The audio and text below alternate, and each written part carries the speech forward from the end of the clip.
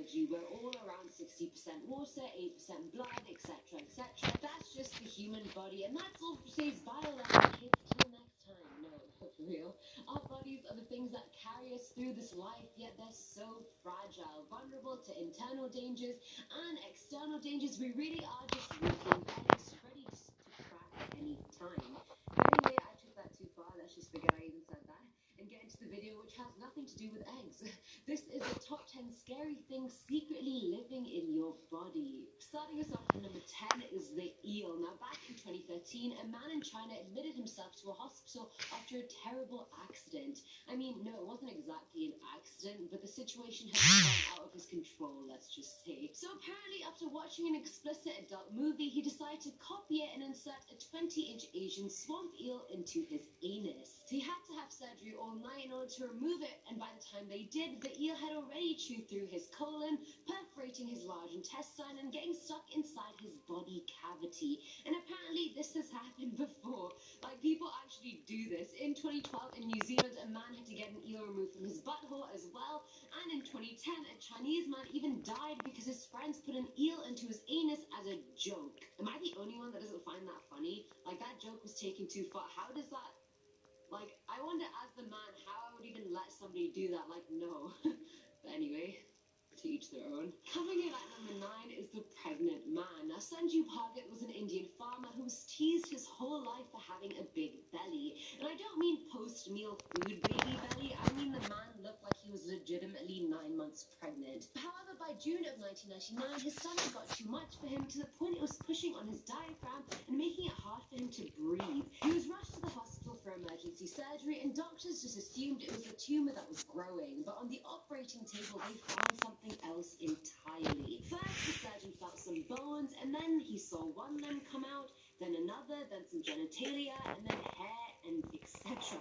It's like he really had given birth. But doctors discovered that Sanju had fetus in fetu, aka he was carrying the mutated body of his twin brother for a whopping 36 years. He had fully grown hair, limbs, fingernails, the whole lot.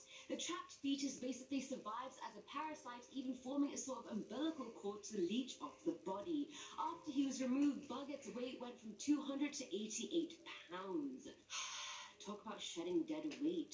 At number 8, we have the bot fly. Other than when I'm filming videos, I wear glasses pretty much all the time, and I hate it when people think rain or sand won't get into my eyes because my glasses are like a barrier, and I'm like, no, they can get in from the sides. People, I assure you, I'm as exposed as you. But anyway, a 5-year-old boy in Honduras had the worst possible luck.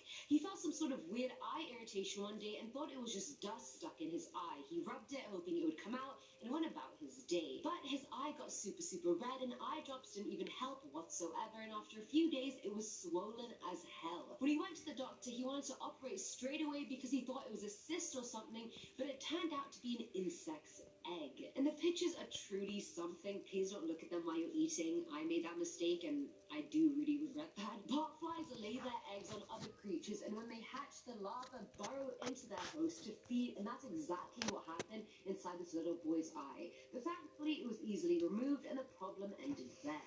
Filling on number 7 slot is the scratching sound. For many days, a Chinese woman named Li Meng had been hearing a scratching noise of some kind. No one else seemed to be hearing it but her, and she was too scared to go to the doctors about it because she thought it may be evil spirits. She lived with the noise, coping for as long as she possibly could, until it became too much and she finally went to the hospital. After the examination, doctors found a live spider weaving a web in Li's ear canal, and it was found just resting on her eardrum.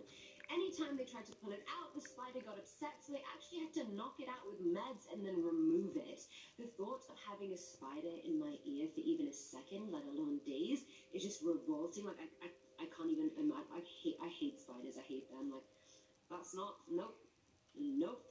Now at number 6 is Skull for Two, and I really give myself kudos for that title. I thought it was quite witty. So in 2017, Selvi, a 42-year-old domestic worker in India, woke up with a weird discomfort in her head.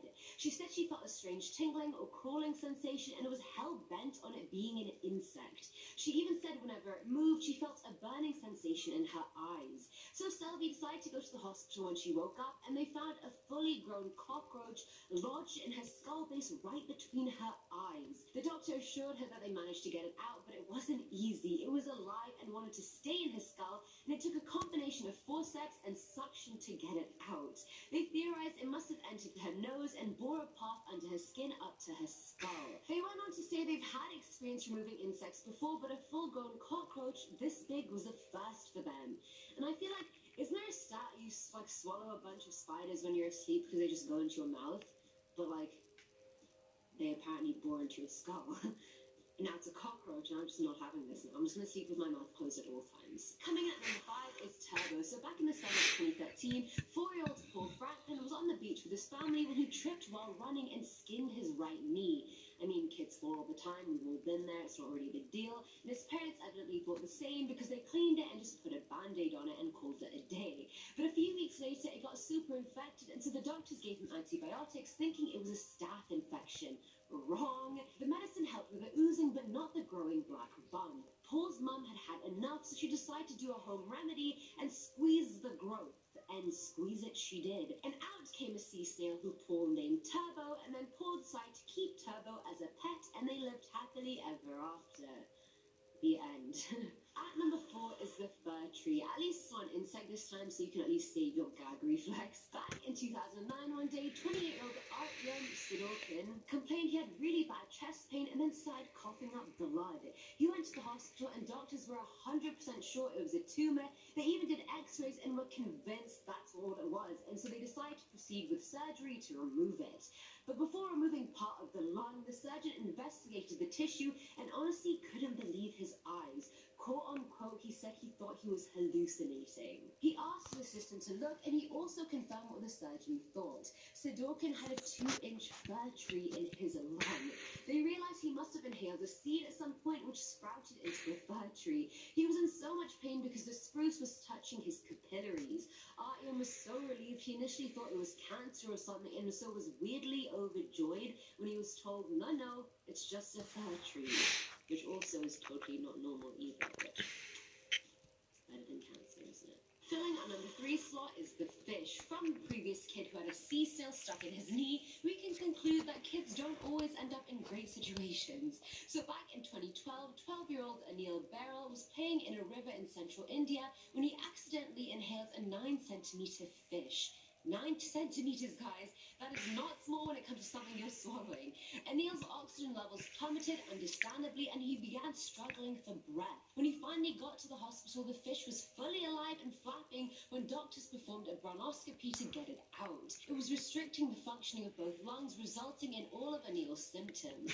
Either way, I don't even know how he inhaled this by accident. Like 4 centimeters down, he could have been like, wait, and then pulled it out, or at least closed his mouth. I don't know. Now at number 2 is the pregnant mouth. Yeah, can you imagine? Because I sure as hell couldn't. Back in 2012, a woman was eating a partially cooked piece of squid that still had its internal organs fully intact. As she bit into it, she felt a foreign body sensation and a pricking in her mouth. Even though she spat it out straight away, the damage had already been done. Pods of squid semen had already been shot into her mouth, thus impregnating the mucous membranes of her cheek, her gums, and tongue. After experiencing severe pain, doctors removed 12 small white spindle-shaped bug-like creatures stuck in her gums, cheek, and tongue. But contrary to popular belief, they were not baby squids, they were spermatophores, which are more like pods of squid semen. They're not fully formed organisms, which is great because I think anyone would rather that than actual baby squids in their mouth and gums and tongue. And finally, at number 1 is the urethra. So I didn't know this, but apparently there's a fish in the Amazon called the kangaroo that will swim into your urethra if you ever have it exposed. Now, just hold on to that thought for a minute. A 14-year-old boy in India went to the hospital one day after persistent pain in his bladder, and due to the fact he just couldn't urinate. The doctors decided to do an ultrasound and found something in his bladder blocking his urethra. What a fun word to say, urethra. Anyway, he was rushed to surgery, and a 2-centimeter long fish was extracted from his urethra. How freaking sus. When they asked the boy how this fish magically got inside his urethra, the boy said he was cleaning the fish tank in his house, and he was holding one of the fish, and then went to the bathroom to pee, and as he was peeing, the fish slipped from his hand and entered his urethra. Okay, I think that's the biggest load of bull I've ever heard. The boy was released post-surgery, but then was taken to psychiatric counseling, which, I'm on board with. And that's all for